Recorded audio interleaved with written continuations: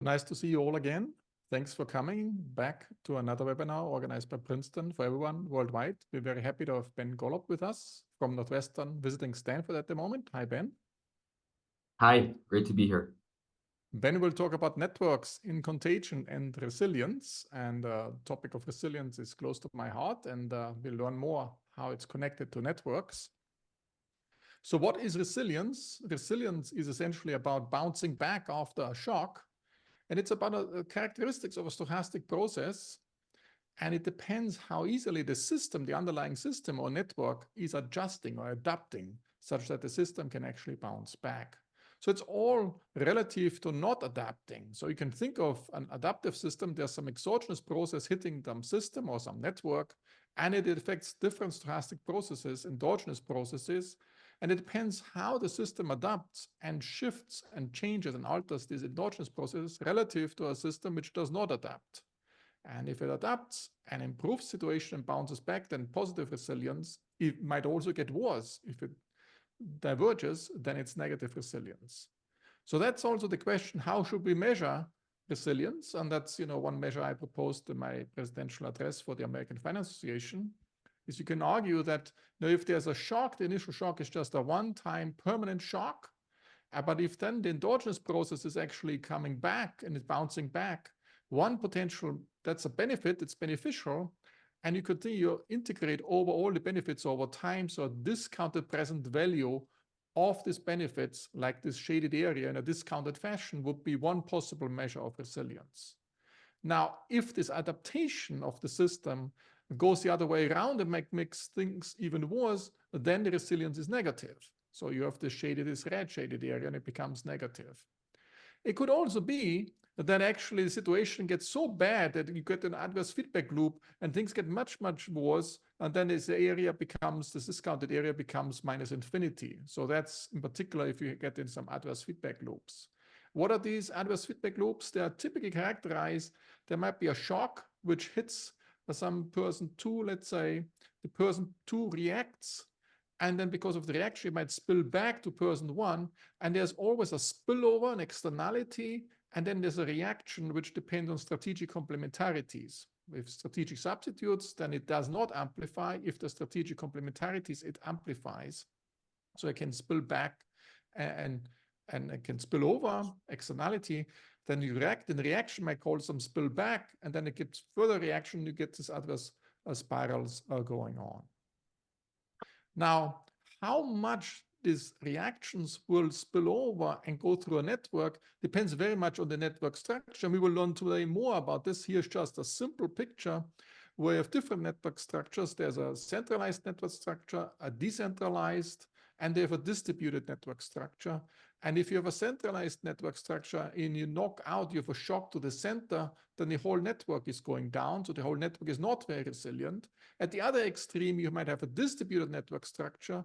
And if you knock out one node, it does not create, a big damage because it is later needing back. The system is resilient. It can bounce back and take care of it. If you think about terrorist networks, they're typically organized this way. If you think about our brains, they're organized this way. If parts of the brains are knocked out, there are other parts of the brains take over. So that's interesting networks to understand. And of course, they're also economics. Economics also networks to some extent. What I like about resilience is also that micro-resilience is not necessarily good for macro-resilience. So if some sub-network is very resilient, it might actually make the whole macro system less resilient. And so that's sometimes what you would like to have. You might to shut down, make certain sub parts or sub-networks, shut them down in order to save the rest of the network. And so the resilience of each part of it might actually not be good for the resilience of the whole of it. So there's some fallacy of composition in a resilience perspective. So all of these things, hopefully, Ben will put this in a better perspective today with regard to networks. I think there's a lot of additional research to be done and a lot of exciting stuff hopefully happening in this area. So then we have the questions, the poll questions you answered gracefully. And that's what Ben put forward. And here are the questions and the answers you gave us. Are contagion and cascades of domino effects more consequential in the real economy the interaction between the economy and the ecology, or the financial sector? And the answers were 17% said real economy, the interaction between economy and ecology, 34%, and financial sector was 49%. So the majority, almost 50%, is for the financial sector. The second question was, there are important parts of the economic at the edge where a likely disruption, might not be a big one, will cause a massive damage. Is this the case or not? And the answer is overwhelmingly yes. 95% say it's yes, and only 5% say it. Of course, includes probably butterfly effects and other things, chaos as well. The third question was, is markets generally, do they provide adequate incentives for investments in resilience? So the market itself, the market economy is doing that. And the answers were yes, 15% thought the market will do it. There's no market failure. No, 30%, so double, and in some economies, but not the most. So it depends. That's the typical answer for economists. That was a 55%. And finally, are networks too difficult to model? Should we give up? And 11% thought yes, it's just too difficult. But most people are hopeful. So almost 90%, so 89% thought yes, we can do it. We just need people like Ben to plow ahead, and we will have very good insights on the network modeling. And with this, I pass on the mic to Ben, and we are looking forward to your presentation. Thanks again, Ben. Thank you so much, Markus. I really appreciate this opportunity. As we've discussed, I think that's an amazing kind of public good here that you have, and I am really excited to present an overview that is, so this isn't a talk on a particular paper. I sort of tried to think about what have we learned from recent networks research that could be a useful input into thinking about contagion and resilience. And I'm excited to tell you what I think we know, but as we'll see, there's really many more challenges than firm known answers. And so I think we have the tools, and I'm excited to tell you why I think this is an amazing area for researchers to contribute to. So as Markus already kind of said here, and very kind of completely and I think convincingly in his presidential address, networks come up very naturally when we start thinking about the mechanics of resilience in a detailed way. Because they mediate disruption, they're key to understand in thinking about which disruptions will be particularly bad and how resilience can be obtained.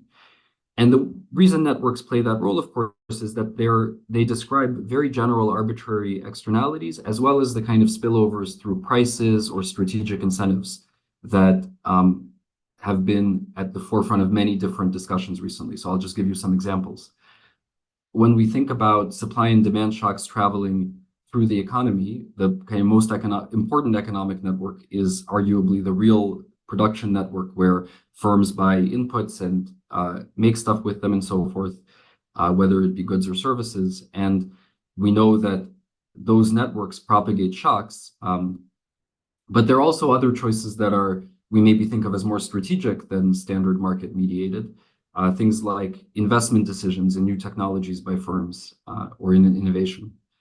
In the application that many people here found compelling, there's been, as you probably know, a lot of interest in cascades of default and other financial distress through things like fire sales. So, you can have direct just contagion of firms, not paying, and then other firms can't pay their debts. But you can also have more subtle effects like fire sales and liquidity crunches.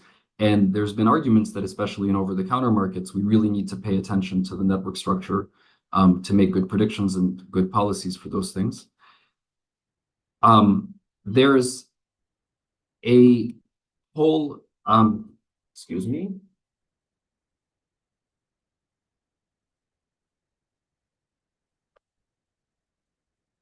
Really sorry about that.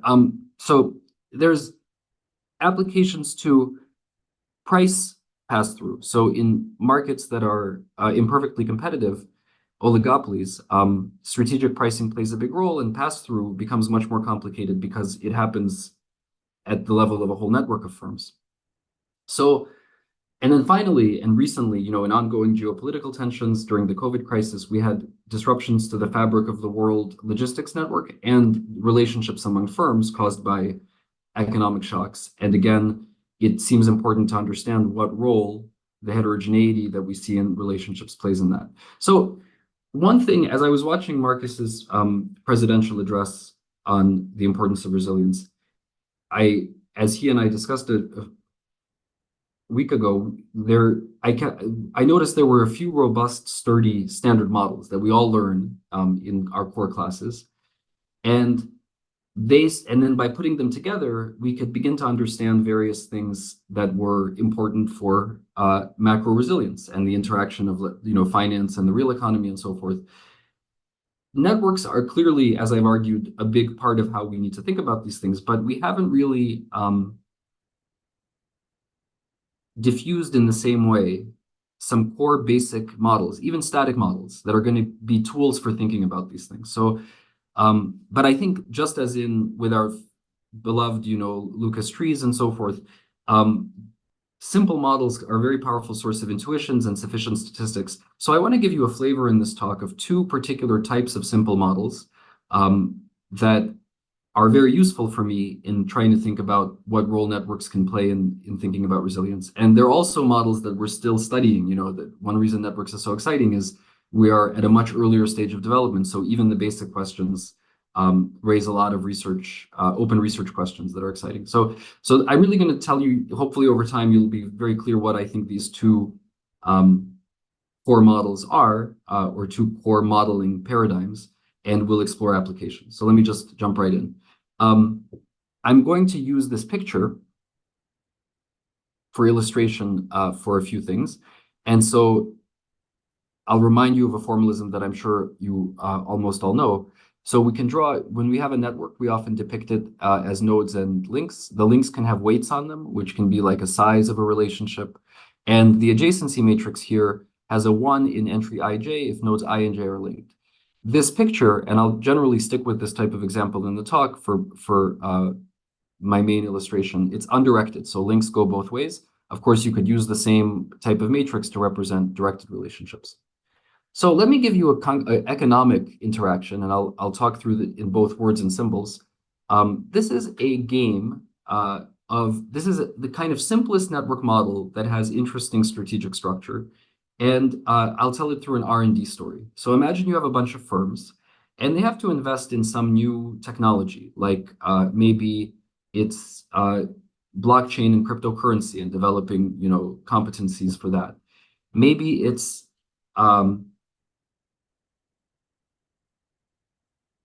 a research area where you have agglomeration externalities. And so basically, when more firms invest, the workers are better. And again, it's easier to innovate in that field. So the kind of model I'll tell you the literature, but I'll just tell you first what the simple game is. Firms' payoffs there's a cost of making this investment. So that's this linear marginal cost over here, quadratic cost. And then the returns look like, well, per unit of your own effort, your own investment, you get some standalone return, which is what you get regardless of what anybody else does. And then you get some return, which is a spillover term coming from interactions with others. So basically, the more others are investing, the more you're going to get, the more your marginal return is going to be. So here I'm focusing on an example where these spillovers are all weakly positive, and beta, the coefficient, is also a positive number. It doesn't have to be that way, but let's start with that example to think about. And so the reason people love this simple little model is that it's very easy to solve. If you just take the first order conditions, optimize everybody's investment, you get a beautiful little equation. You have to make an assumption that the spillovers aren't too big. Technically, the assumption is that the biggest eigenvalue of this kind of total spillover matrix isn't too big. But if that holds, then you can write how much everybody invests in this kind of pure effects way. So an econometrician would call this a reduced form pure effect equation, where how much firm I invests comes from, well, their standalone incentive. So this is going to happen no matter what anybody does, but also the average investment in their neighborhood. So this is take all their neighbors, add up how much they're investing, weighted by how much you're linked to them. And that's going to also contribute to your investment. that has endogenous things on the right and the left. When we solve that little system, we get an expression for equilibrium that some people call the structural pure effect equation. All it is you just move all the exogenous things, which in this case we think of as the network and the basic incentives, the standalone incentives, to the right-hand side, and we get a nice simple expression for the equilibrium behavior. So let me give you, I'm going to just tell you this. So for example, can I just ask a quick question? Absolutely. If there are different weights of the different links, the little g's would just be smaller or larger, I guess. And exactly. It would work the same way. There's no generalization is very straightforward. Exactly. So this works for arbitrary weighted networks and even directed networks. All these equations hold. So I want to give you, for many of you have played with this kind of model. For those of you who haven't, let me give you, I've reproduced the solution here. But, when we look at the solution, some people have a feeling for it, but you might think, well, what is this really telling me? What is this really capturing? So let me do a little thought experiment where we imagine that we increase Mr. 5 over here. We take his basic incentive and we give him maybe a little subsidy for research. So he's more into investing in this area. And the direct effect, what I'll call the zero order effect, is of course that it increases his own action directly because his incentive got positively hit. But then when we look at people who care about his effort, they're going to now see, oh, basically this guy who's complementary to me is investing harder. Let me also invest more. And that's the first effect. And we get that by algebraically, we just take the matrix W, which here is beta times G. It's the strength of these spillovers. And we just add that. That's the first order direct effect. Now, of course, you can see where this is going. These guys are just like the first guy in a sense. They increased their action. This is sort of rounds of best response. And now other people see that actions have increased, including our hero here, the first guy, has these effects reflected back at him because he is now increasing his action due to the increase that he caused in his friend's action. And these ripple effects, but they also go out from him, right? And when we aggregate up all these ripple effects, you see we're getting a summation of these powers of W. And so that gives us a formula, which is this standard Newman series or Leontief type formula for the total effect of a shock to incentives. And so one thing, we could have done this with anyone. We did it for Mr. 5 and we found this effect. We could, of course, compute it as a number. And what I've done here is I've just scaled the nodes' sizes proportional to how much the total action would increase from a little equal size shock to their own private incentive. And so we see that Mr. 5 here, he was chosen for this illustration because he's quite central. He has the biggest centrality. We call it centrality, which is some people, I was talking to someone yesterday who's a little annoyed by it because you don't have to be connected to many people. It's a centrality capturing these direct and indirect effects. And you see that proximity to Mr. 5 here is a pretty good predictor of how central you are. And that's a general phenomenon. You're going to be central if you're adjacent to central people because you transmit a shock to them, and because they're central, they transmit it to everyone. So these are statistics that people, love. And just to nail home the policy point, if you care about the sum of actions for some reason, like you're a government that just wants to increase investment, and you have $1 of subsidy to give away, you should basically give it to Mr. 5 here because that will most increase the total. And that's what I would call, this is a very simple networks insight. It's one that was developed maybe around 20 years ago. It fully percolated into the economics of these things. And so I'll just emphasize here the name. I won't keep this slide up for a long time, but there's a thing called Banasic centrality, which is the official name for this statistic of how key are you. In a famous paper, it was called the problem of finding the key player. And you can compute players' centrality or how key they are by doing the simple algebra with your matrix or using the inverse formula if you'd like. But we have very explicit understanding of exactly how the centrality statistic works. Okay, so let me zoom out a little bit and talk about where this fits into economic thought. So of course, these ideas didn't start with network games. They go back to Leontief and in applied math somewhat before that. But Leontief was of course interested in these things in the production network, in physical or the supplier demand shocks propagating in very simple economic models. And here's Leontief with one of his matrices depicted behind him. It was revived, and we'll talk more about why, in a way, micro theory came back to these ideas before macro. It's kind of interesting because you might think that, you would have just been developing these in the spirit of Leontief. There are good reasons why that took a little while. And the paper that I have been sort of teaching just now is this famous Who's Who in Networks paper that was a 2006 paper in Econometrica. It also is related to a very active literature in econometrics, which develops these ideas for pure effect applications. So this is this key player paper. Can you say a little bit more how econometrics is related to the network?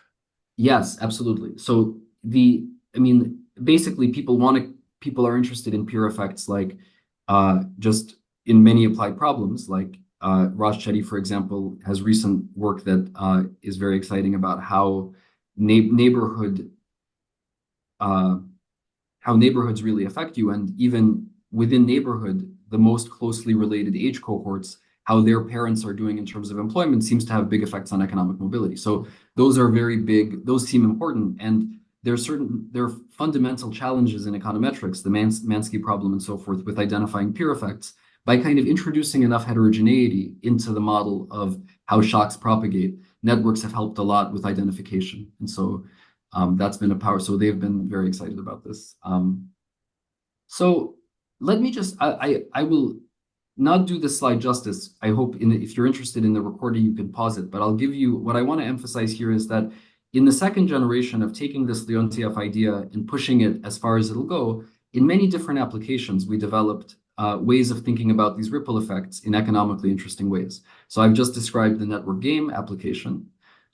There is a production network application, which we'll be talking about in a second, where the nodes can again be thought of as firms or aggregated sectors.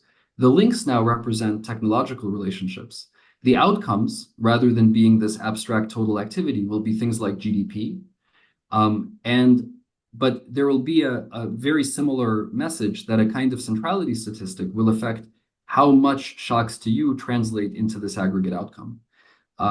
Financial networks, which many of you are interested in as an application, have been studied with very similar methods. So there the links are financial obligations, some kind of interdependencies of my balance sheet on your solvency or your cash on hand, or your liquidity or things like this.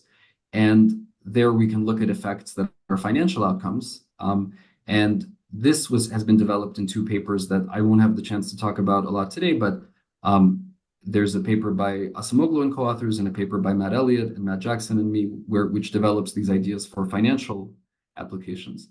And finally, they've even been used in a opinion dynamics paper to think about, things like rumors in financial markets, with a paper that I love by DeMarzo, Vayanis, and Zwiebel, in what's called the de Groot model. So lots of exciting, if you like these ripple effects, a lot has been done with them.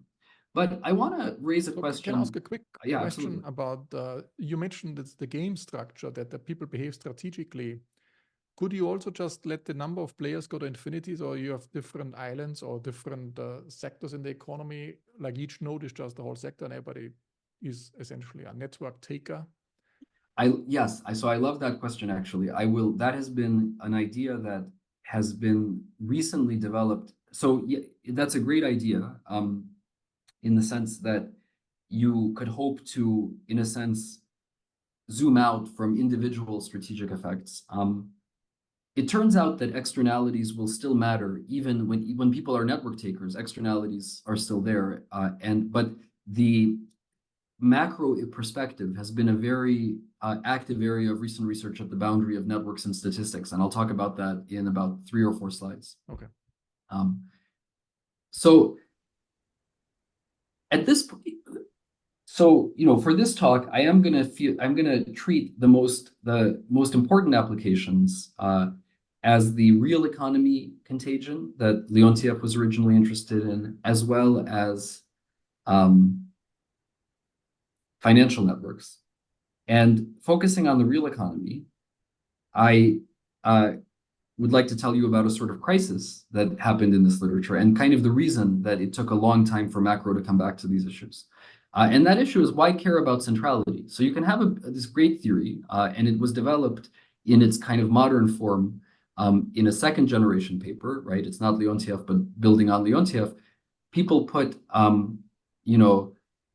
the same kind of network mechanics I've been telling you about in a canonical general equilibrium production model. So basically, if you take a model with, let's say, Cobb-Douglas production, you log linearize everything, and you look at the equations, you get very similar equations to the ones I showed you for the A's, but instead you're working with log prices. And you get a very similar theory, where it would take longer to kind of fully present, but the mathematical ideas are perfectly analogous. But a sort of bugbear for this literature is the observation that the kind of shocks I've been telling you about, where you, let's say, increase someone's productivity a little bit, end up being only second order for welfare. And so this argument was made very, very compellingly, and I encourage you to read the introduction, at least, of a beautiful paper by Bakai and Farhi, which I value most for the criticism that it kind of collected and articulated of the basic Leontiev approach, which is that if you take an efficient model, a model where the market equilibrium is efficient, and you do these ripple effect studies, all the welfare effects you get are second order, because the economy starts out efficient, and so by kind of a Harburger idea, nothing really matters that much in a simple static equilibrium model. And even worse than that, in a way, even if you do care about second order effects, as this 2019 paper argues you should, actually, let me revise that. So, for second order effects, everything can matter. But if you only care about understanding first order outcomes for whatever reason, like you want to know how much GDP will change if you give a technological shock to a firm, you don't really need to look at the network. You can read the centrality statistics that matter off of the national accounts in a very simple way. Like the sizes of sectors are a very good proxy for their importance. And so this was all a little bit sad if what your goal is to do is to study networks. Of course, that maybe shouldn't be our goal, but these guys pointed out that if you want to understand where networks matter, you need to go beyond a simple static modern, version of Leontiev's theory. And that's what happened next. So I want to, I am spotlighting in this real economy discussion work of Bakai and Fari. I think it has been very generative for pushing our understanding of this, because they made this criticism and then they gave what I think is a very exciting kind of way forward, which is what I would call third generation production network research. So what they've done here is they've said, let's first get clear on why these things matter for welfare and study these network effects in that kind of world. And so the key insight, and I really want to pause on this insight, is that you have to start with a distorted economy for these effects to be interesting in static models. And so there's sort of two directions, right? You can study distortions even statically, and that's what we're going to talk about. Or you can go think about dynamics, where distortions are much more, as Markus has emphasized in his presidential address and in his introduction, dynamics naturally make everything a lot more interesting. So I'll talk more about the second part, but let me tell you about the static view. And a kind of reference point that I like is, if you happen to know work on social value of information, there's a paper by Angelitos and Pavan about how information releases affect markets, whose point is exactly that the nature of the externalities is key to understanding how information is going to affect things. So you really need to know what kind of externalities your game features in order to know whether, for example, public information is good or bad. And here, similarly, the nature of distortions is going to be key to understanding welfare effects. Let me just put up the paper. So in a 2020 QJE paper, Bakai and Fari take a model with sort of very flexible distortions, markups, for example, that distort the allocation in general equilibrium. And then what they try to do is kind of understand what are the first order welfare effects of shocks. So now they're not zero, so that's good. And they write beautiful formulas kind of explaining the welfare consequences of shocks. And I don't have, as I'll sort of be clear about in a moment, I don't really have, I'm not going to be able to fully teach these formulas. I can give you a flavor of them, which is that basically the effect on output and also the effect on welfare comes from a technology part, which is sort of a boring part that exists even in the second generation models.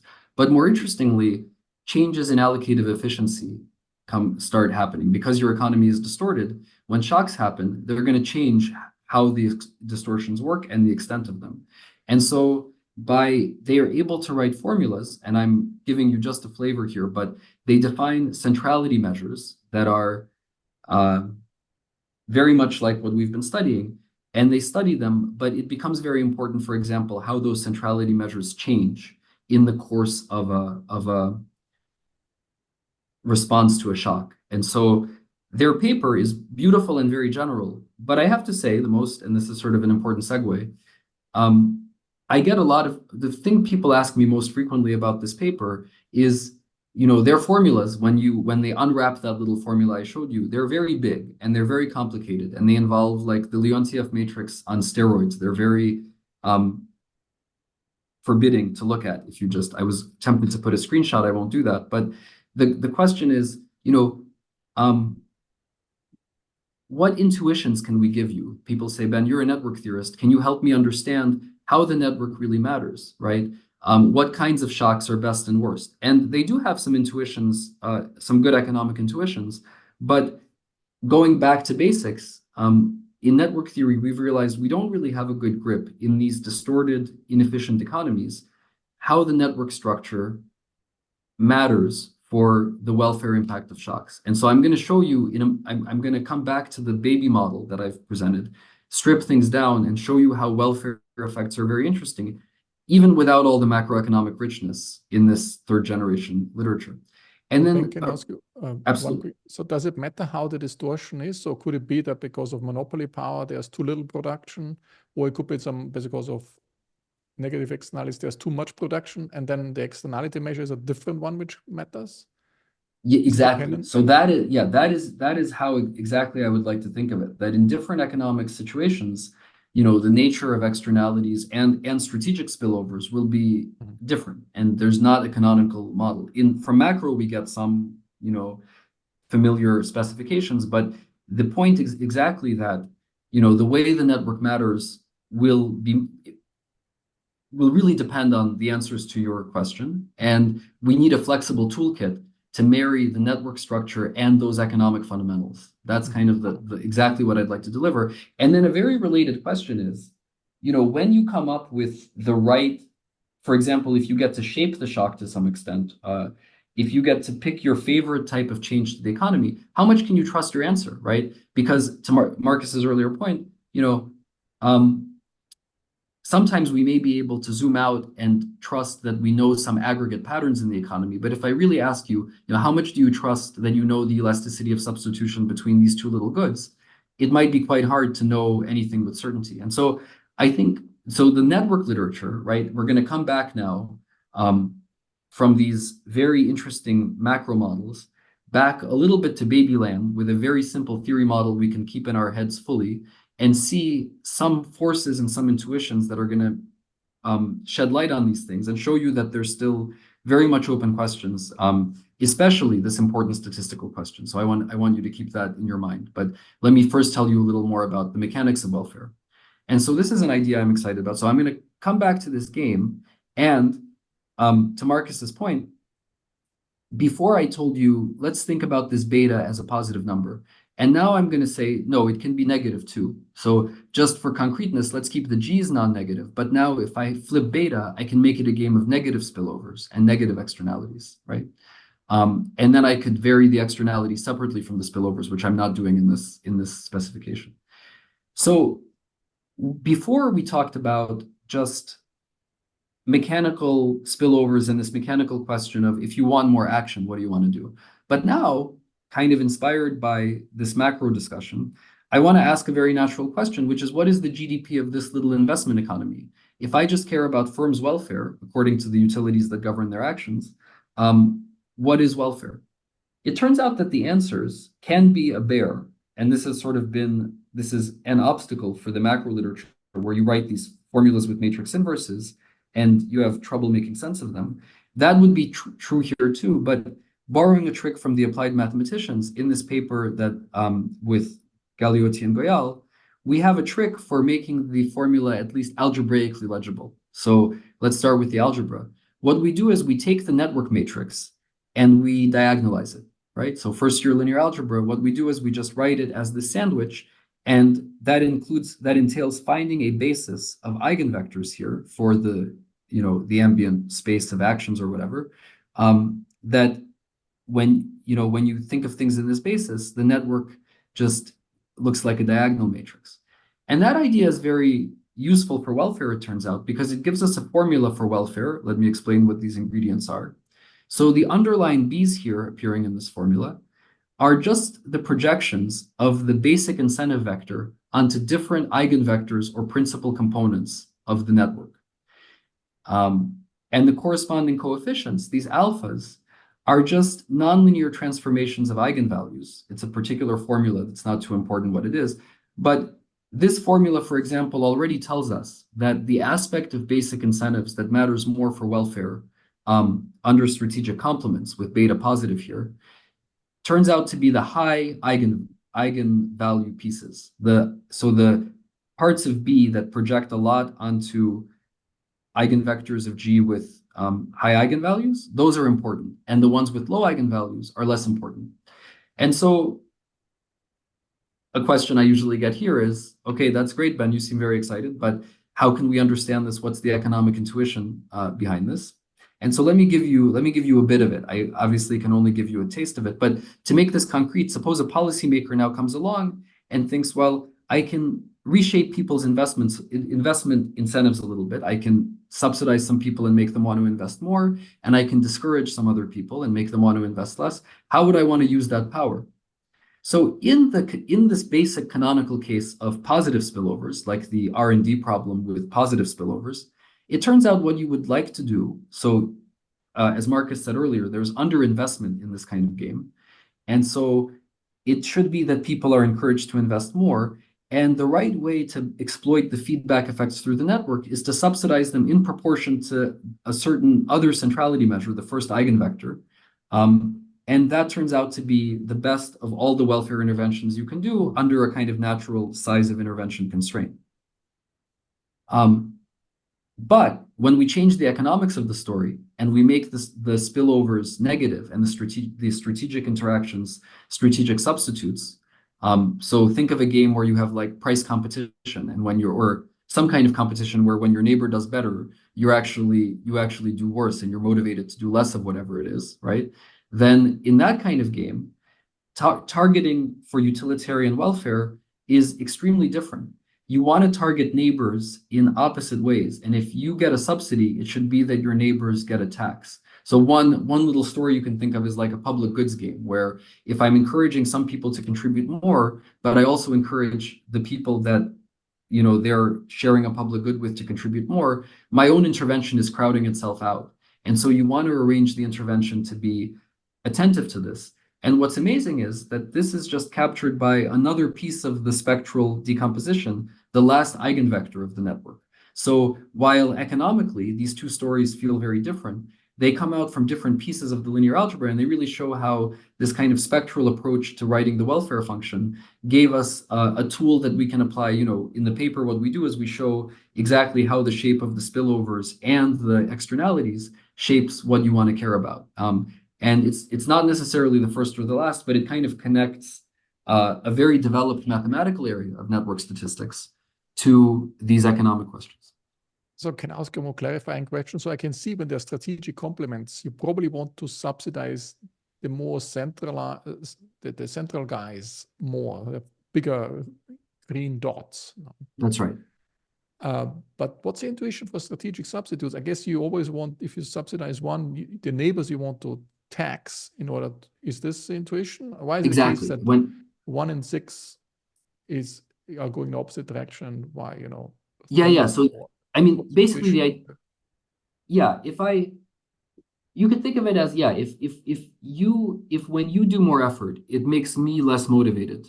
Then if I target us both with subsidies, I'm acting at cross purposes to myself. And what would be great actually is if I target someone 2 steps away from you, then together we will, discourage the guy in between us, but that will actually encourage each of us more. So that kind of takes advantage of the strategic spillover shape. But it could be that, I don't know, this is the optimal one, that if you change the network a little bit, or if you change the situation a little bit, that all the red ones will be green and all the green ones will be red. No, it might flip very radically. Oh, yes, exactly. So, and that that's a very helpful comment for me, because in fact, we wrote this paper, and then Francesca Parisi and Asu Özdeglar came along, and they were interested in this current very active area of statistics, graphon theory, which is the theory of this network taking kind of theory where everybody is small and they kind of effectively interact in a continuum network. And in the beautiful paper, they used our methods to do the statistical network taking version of this, to think about what will things be on average. And what is true is that some of those strategic substitutes kind of problems are very sensitive to the details of local network structure. And so there's an intuition, at least, that while you may be able to target these large scale patterns, if you really want to get right the crowding out at the local level, it may be much, much harder with data that you have access to. And so that is exactly an agenda, and this is very active. I'm working on this in the IO application, where firms are pricing, what a policymaker can and can't reasonably target. There's the ideal targeting, if you knew everything exactly what you would want to do. And then, as you're pointing out, there's the feasible targeting, what is statistically accessible. And the beauty of the eigenvalue approach is statisticians know a lot about how the eigenvalues work under sampling. And so for me, and this is something that would like to sell to the young researchers, I think it's an area where you can really arbitrage ideas from statistics into economic models with very clear stakes. Okay, so I want. Can I ask you one absolutely. question again? So the eigenvalue approach, essentially, you take a very static perspective. Then, no, it's not a percolation over time. Everything happens simultaneously. Exactly. It's not that you're saying, oh, there's a first shock, then the next period, there's the next network. It translates over time. Everything is in one shot. Yes. Or the second round, third round effects, everything is integrated already. No? Yes, and so I'm very excited to mention this. There's a paper by Ernest Liu and Ale Civinsky that's just coming out in Restud now, which exactly picks up on that theme and says, look, in real life, when we think about these things unfolding over time, the best responses don't happen instantly. So, for example, back to the production setting, a firm shuts down production for a while or stops placing orders, and that's quite fast to do. But resuming that relationship, spinning the factory back up, making the contracts work for the new economic environment, that can take a while. And so negative productivity shocks, and this has been studied very, there's amazing evidence for this. Negative productivity shocks leave scar tissue in the economy that lasts, well beyond the initial shock.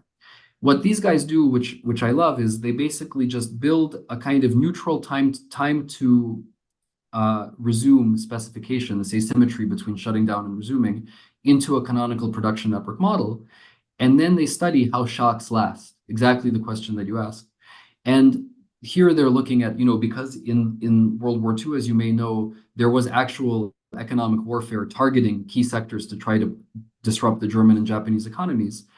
These guys took, this is in a previous draft of the paper that I'm not sure made it into the final version, but I love these pictures. What they did is they took an economic shock. Initially, it affects everything. So we're looking at how it affects, how much the sourcing disruption lasts in various sourcing relationships. So we're looking at matrices really zoomed out. And you can see that what's left after you wait a while is what looks like something that looks like a low-ranked matrix, something that looks like it has low-dimensional structure, right? And so they developed that point and showed that these top eigenvectors, the ones that mattered for strategic complements, are the most correlated and longest lasting in terms of the scar tissue. And even though to fully describe the shock, you need the implications of the shock, you need a lot of factors, a lot of eigenvectors, you can have a very low dimensional description of the shocks that really last. And so I think that's a beautiful, I'm a huge fan of that paper, and it's a very powerful idea that then you can, of course, map it back to the actual names of the sectors or firms, and you can see that more sectors that use a lot of produced inputs that end up like motor vehicle manufacturing takes a long time to recover because it's very exposed to these long chains of scar tissue, slow resumption. So I there's encourage always people. a recovery. Essentially, you go back to the steady state. You never diverge. Yes. To So negative they have resilience. exactly. So their resilience, unlike your questions that you raised in your introduction and presidential address are qualitative. Are there cases where you don't resume? They set up the model so that it's going to bounce back to steady state. But we're looking for forces, and this is a great segue to the shorter second part of the talk. Are there forces where the shutdown is more durable and more extreme in a way, right? And so I'll just put up very briefly the recap. I won't give this full recap because I'm eager to stay within a reasonable kind of time. But I want to basically say we started with these beautiful linear algebra ideas. We realized we really need to think about welfare at least as much as mechanics. In the current active research on this, both in macro and in network theory, understanding the welfare consequences of shocks is the big active research area. And right now, so these papers that came up very nicely in this discussion by Parisi and Ozdeglar and ongoing work that I have with a big team in the pricing setting, we're very excited about using these mathematical insights to actually say what it is and isn't practical. But as Markus just pointed out, these theories aren't really about resilience. Even Lewin-Savinsky is only temporary resilience. And part of the issue with that is that in these very continuous, smooth models, they have this strong tendency to want to come back to equilibrium, at least the way people actually work with them. And that's a limitation. So when we think about, for example, the 2008 financial crisis, or even aspects of the recent COVID shock, it seems to have left some permanent scar tissue in economic relationships, or at least we want to think about that possibility. And so, I do want to say, to be fair to the literature, that people have built in shutdown kind of margins, extensive margins into these continuous propagation models. So in the paper with Elliott and Jackson, on financial networks, we had bankruptcies that exogenously happen and burn a lot of value once things get bad enough. David Bakai has his job market paper actually did a macro style extensive margin model where you have exit, which could be permanent. But these models really aren't, what Markus said toward the end of his introduction about the fallacy of composition really bites here. You need more model than we've had so far to capture the idea that these discrete shutdowns can really be much bigger than the sum of their parts and lead to permanent scar tissue. And so it turns out that in network theory that is used to study viruses and network theory that's very important in physics, for example, they do have tools that are called percolation theory and related things, where we disable some nodes or links at random and we look at aggregate consequences. And once you include the more discrete phenomena, you get some very dramatic phase transitions and tipping points that are new and don't really come in the continuous models. So I want to sort of give you a flavor, since we only have about 18 minutes. I'm not going to be able to give you like a full version of these ideas, but I can give you, I think, a little bit more time if you need it. Thank you. But I think I've structured it so I can give you at least a flavor, a spirit of these things.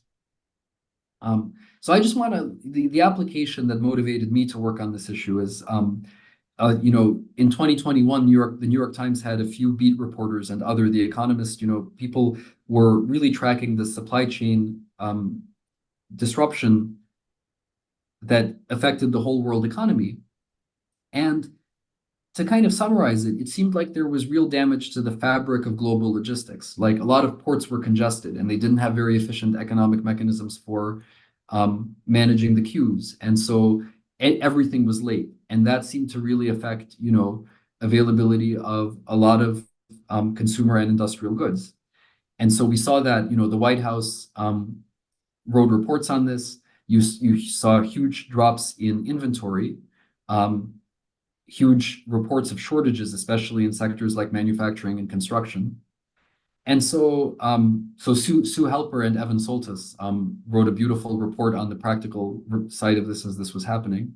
And you saw huge jumps in shipping prices, suggesting that the world logistics network was getting sort of discontinuously stressed.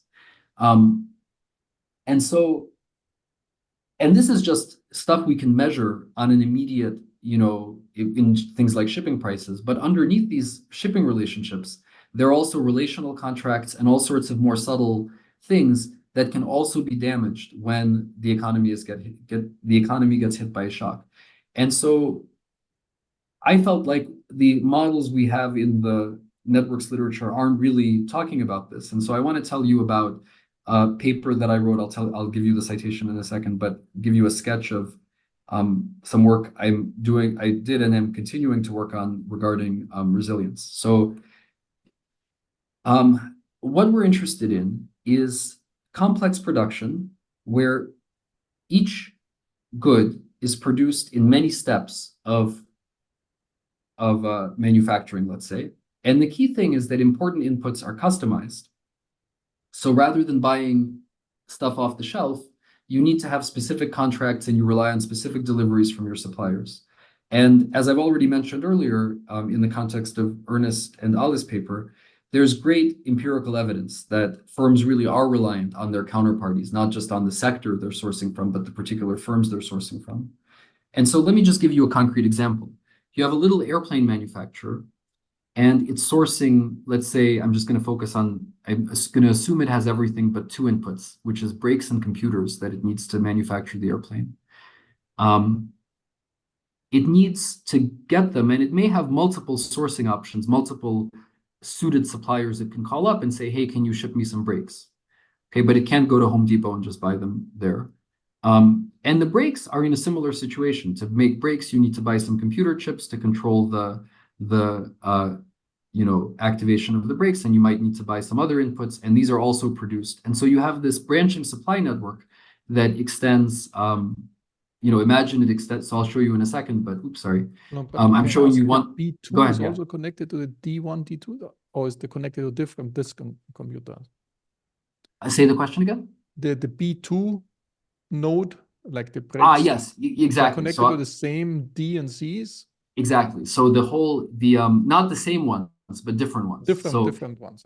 Yeah. So I'm going to assume, and this is a good point to raise this, that, one very obvious network force that comes up here is that if there are like Taiwanese microchips, upstream suppliers that everybody relies on, that's a very clear channel for fragility. But as you will see in this paper, I'm going to focus on a maximally diversified kind of sourcing structure and show that nevertheless, there are certain other effects that we should still really worry about. Okay. And so the basic question I want to ask is, now these dotted lines, they're sourcing relationships that may work or not in a given month, let's say. One way for them not to work is the shipment that they send you didn't get delivered. And so we are going to ask just mechanically, similar to the ripple effect studies we did before, if we have this shock now to this aggregate link capital, what I like to call connectivity capital, what is going to be the aggregate effect of that? And also then, because firms are smart and care about this stuff, what are the externalities? And, are there going to be big inefficiencies when firms are deliberately investing in their multi-sourcing and the robustness of their relationships? And so the main message is going to be that there's a big fragility where aggregate output can be extremely sensitive, much worse than we saw in the basic models, in a kind of a way that can really destroy a lot of relational capital, which may then be permanently, or at least, for a long time lost. So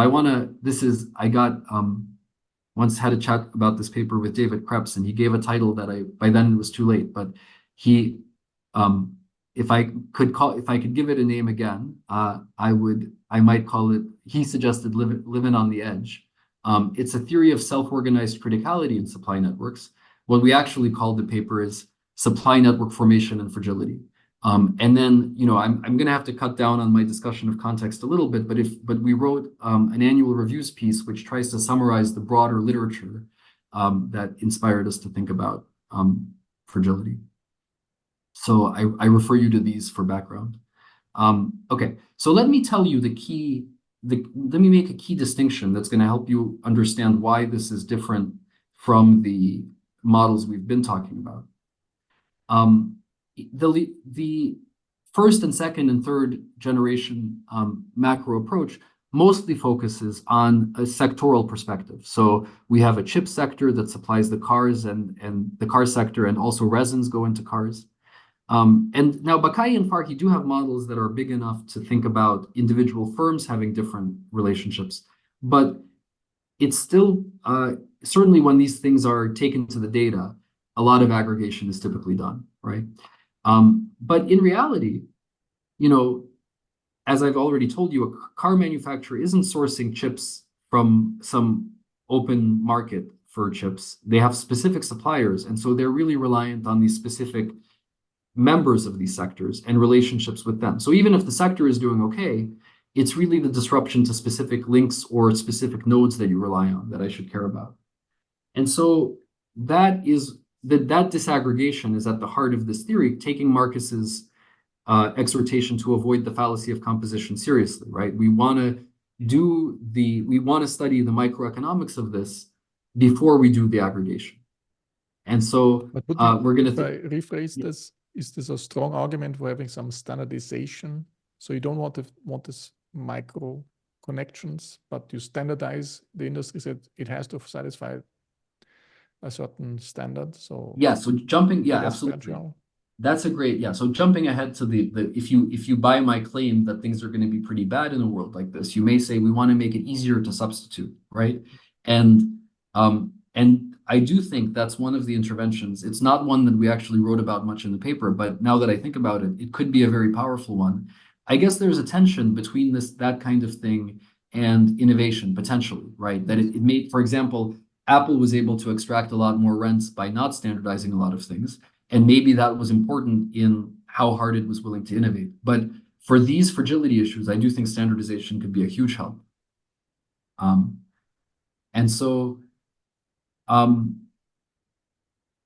let me now tell you. So I want to give you a flavor of the math, and I think we're going to be able to do this. So now this picture answers Marcus's earlier question. Exactly how am I modeling this whole tree? I'm doing it in a very Mickey Mouse way where I just assume this regular branching structure, and it's never going to come back to the same places. There's going to be lots of diversified suppliers. But the key structure that's repeated over and over again for many layers, I've just plotted 3, but you could think of like 5 layers or 10 layers, is that each firm needs multiple types of inputs, multiple types of goods that it needs to produce, like brakes and computers. And each link for delivering this stuff is going to work with a certain probability independently. So the independent part is idiosyncratic shocks. But if I vary X, that's like an aggregate shock to the fabric of the supply network. And it's important to say here 2 things. First, the arrows now point in the direction of orders being placed. So their downstream firms are ordering from upstream firms. You'll see why I chose that convention a bit later. And I'm doing percolation at the link level. You could also have firms disrupted. You could just have firms randomly not be able to work. They couldn't get a loan to operate, or they were shut down for some exogenous reason. For shipping disruptions, we thought the link perspective made more sense, but you could do it both ways.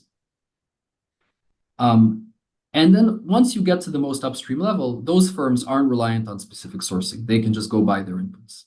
This could be a level where things are standardized enough that you don't need specific inputs. And so the main mathematical thing that we're studying in this model is the reliability of production, which is just defined to be, for a given firm, reliability is defined to be the probability that in a random realization of these outcomes, if I choose a realization of how the links are on and off, what's the probability that this firm can produce? And I'll show you an illustration. Now, of course, reliability depends on depth, and that's why D here is an argument. If I looked at a 10 depth network, its reliability might be different from a 2 depth. And we're going to be interested in studying how this reliability statistic, not just for a single firm, but on average, responds to shocks. So let me show you a picture of how this actually plays out in practice. What we do here is we take these links, and so each of them works, let's say X is a half, each of them either works or doesn't work randomly. I realized it, and the highlighted ones work, and the gray ones, those shipments would not get delivered. There was port congestion, and those shipments are late. And so now we can ask a simple question: can our little A1 producer here actually make his thing? Well, we're going to do it by starting from the top, sort of a backwards solution approach. So we can see immediately that this brake producer is not able to function because neither of these G input that he needs got delivered, right? So because he's missing a key input, he has the other input, but he doesn't have this input. He's going to turn red and be disabled. And now you can see that A1 here, this firm of interest, is dead because though this shipping link would work, there's no brakes to put on the ship, so this doesn't work. And then this shipping link is just exogenously disabled by bad luck.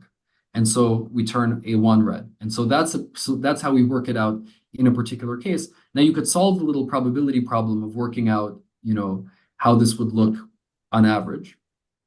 And what we're going to see, I just want to give you a schematic. We're going to study how these reliabilities change with X. And we're going to see a striking phenomenon, which is familiar from physics that we got really excited about, which is,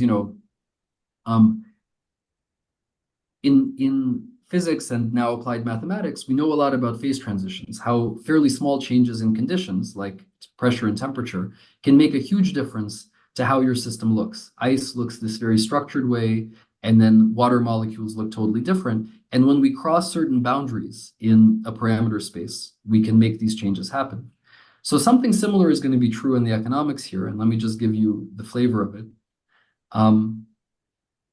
So what we do is we look at the reliability of firms on average, averaged over a distribution. A distribution of what? A distribution of depths. So, I told you about a depth 2 firm. We have a distribution of all sorts of different depths in the economy, and we're going to look at reliability on average. And mu is a distribution over numbers that are depths.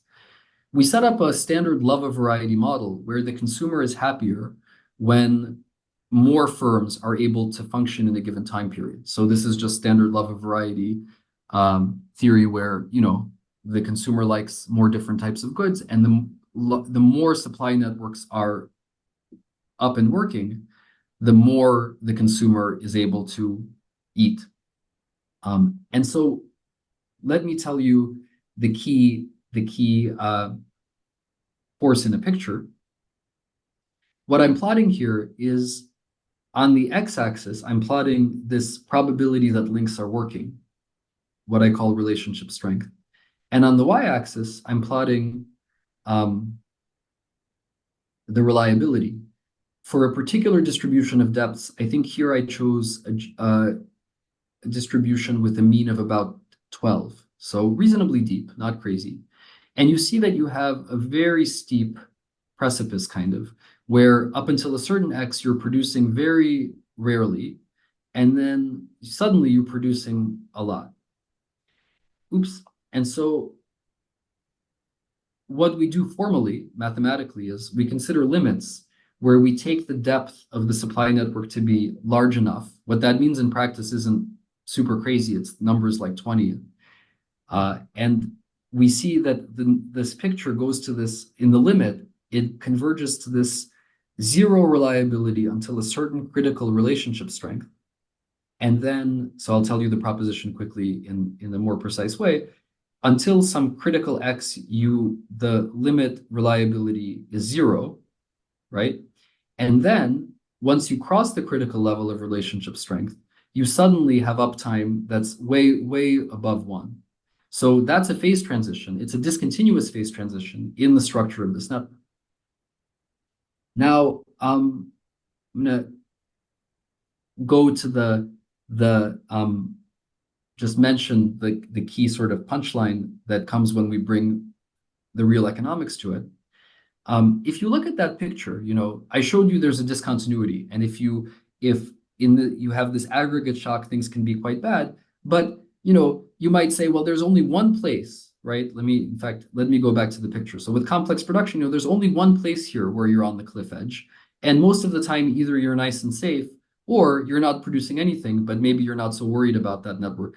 But can I make a comment? So Absolutely. given that the reaction, there's this phase transition, actually the incentives, because if I think of a world where X is chosen endogenously by different players, they might have an incentive to choose a large enough X. The incentives are very high to be beyond the critical level, I guess. Absolutely. Exactly. And so this is exactly what thing at the end of the day. Exactly. So maybe firms invest enough to avoid them, and maybe the government, if it's smart, encourages them a little bit and helps them.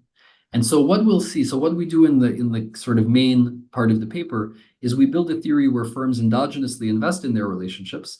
We model, the idea here, just for interpretation, is that you invest in both logistics and multi-sourcing, and you may also work really hard to make your relational contracts deliver for you. That's a big theme in economic sociology, that firms really care about this stuff and spend real resources to firm up their relationships. So what we'll see, and this is the self-organized criticality, it turns out that not universally, but there's a powerful force where actually, because of the endogenous investment, firms are in a sense more likely to end up on the precipice. And I'll explain why that's true. I just want to give a shout out here. Schenkman and Woodford have a beautiful kind of conceptual paper on self-organized criticality and kind of sandpile models. And in applied math, people are very interested in these catastrophic discontinuous phase transitions. What we really do that's new in this paper with Elliott and Leduc is we just bring basic economic investment modeling to that kind of situation, exactly to address the question that Markus asked. And, so I'll be quick here, but what we do is very simple. We let each firm choose its own X. So before we realize any of the randomness, the executives decide how much to invest in making relationships likely to function, which you can interpret either as finding suppliers or in firming up the relationships that you do have. And you choose the X with which your links work. That's why the arrows were pointing to, that's your choice, how strong those links are, the ones that you extend. And you pay costs, of course, for this. So there's a cost function satisfying fairly standard assumptions describing how much it costs you to invest. And if a firm produces, it earns gross profits, where we make, so the main thing that we're going to be changing here is a number called kappa, which is the productivity of the economy. That's how much profit you make if you produce. That's like the profitability of the whole, of the how good is the good that you're making, how much can you earn from it. And then there's a that's function. An aggregate kappa. It's like an aggregate TFP, or? Exactly. It's like an aggregate TFP shifter for this sector. And then intuitively, we assume that you want to be more reliable when fewer of your competitors are, because then maybe you can charge some higher prices, or you get more of the market. So it's another force for resilience, if you will, right? And what we find, and this is, I'll just assert the result, we find that there's a whole continuum of equilibria on the precipice that is, for a whole open set and a whole interval of these parameters, kappa, the equilibria are going to be found. So we're considering finite but quite deep networks. So this vertical part is sort of like a very, very steep part. And the equilibria, where the people endogenously choose, the X, it's going to be somewhere very close to the critical X. That's the finding. So, and actually, this is the sort of paradox. With an exogenous kappa, it would be a knife edge outcome to end up there. But with an exogenous X. But with an endogenous X chosen by the firms, there's a whole open set. It's a non-generic outcome to end up there. So just to make sure I understand, so there's a whole, but you're always at the critical level, or just below, or just above? Or? You are, so yes, that's, I should have been clear about that.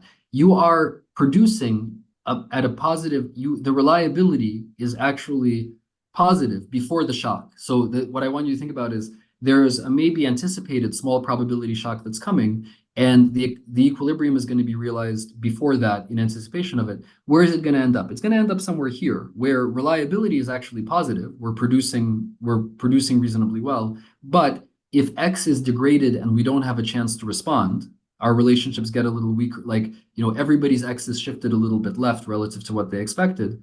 That's going to really bring down the network. So what's the trick? What's the magic? The externality is that firms don't appropriate the full downstream benefits of their investment. And that's true in any standard trade or macro model that you write down. Firms, when they invest more and improve their effective, like reliability TFP, it does help.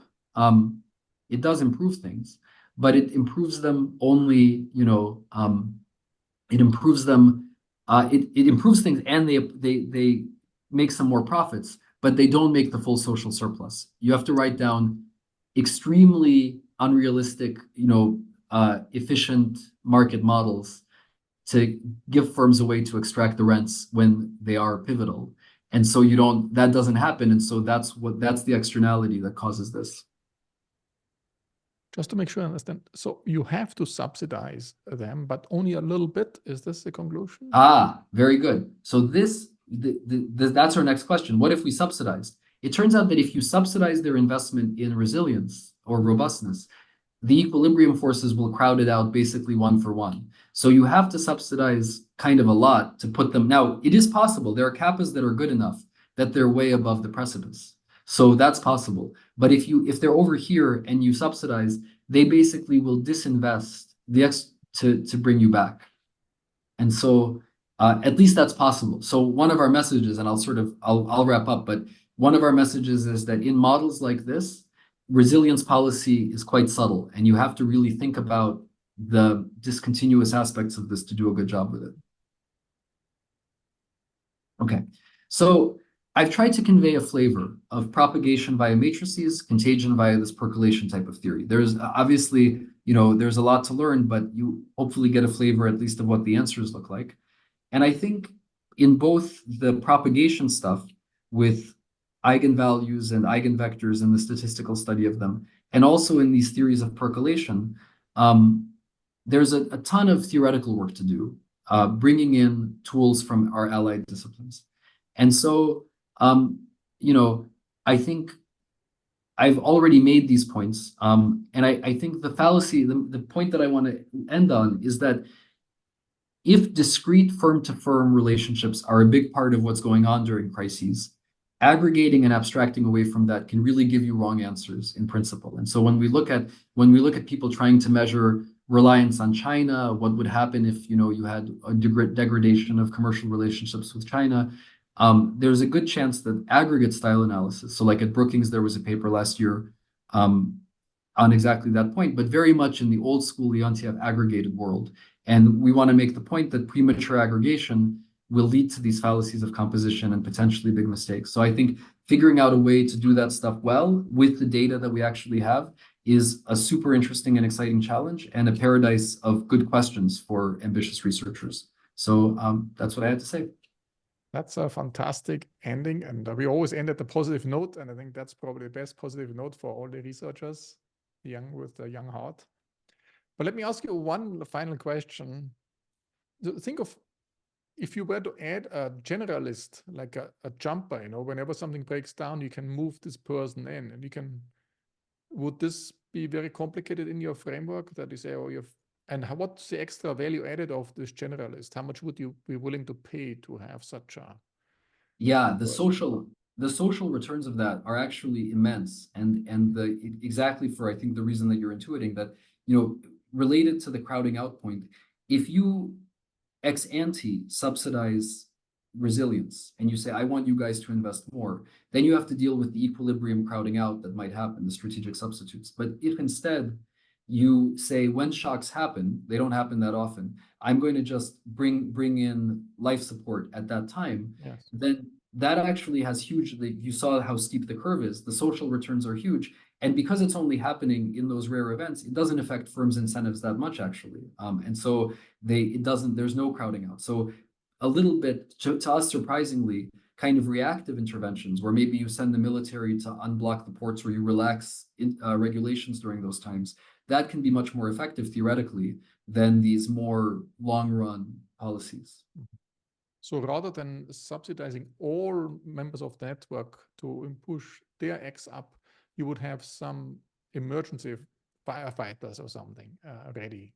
Exactly. Now, what that means, what that means in the real economy, and by the way, you can imagine financial analogs of all of this. What that would mean in the real or financial economy is not clear to me, but it seems like a good question.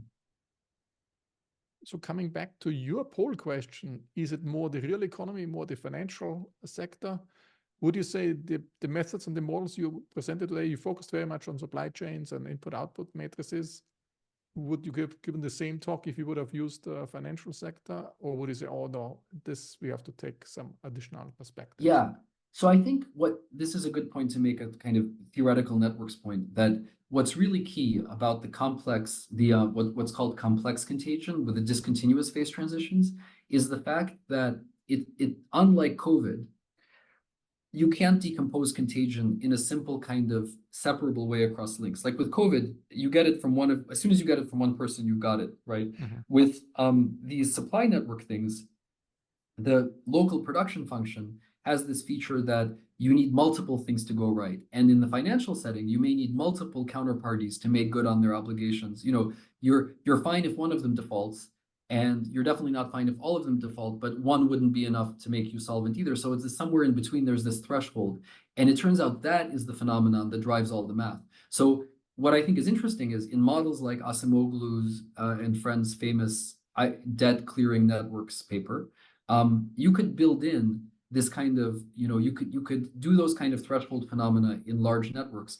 And that just hasn't been done. And I think actually that's like a free paper lying around, that you could do the complex contagion theory with a debt motivation for how the local contagion works.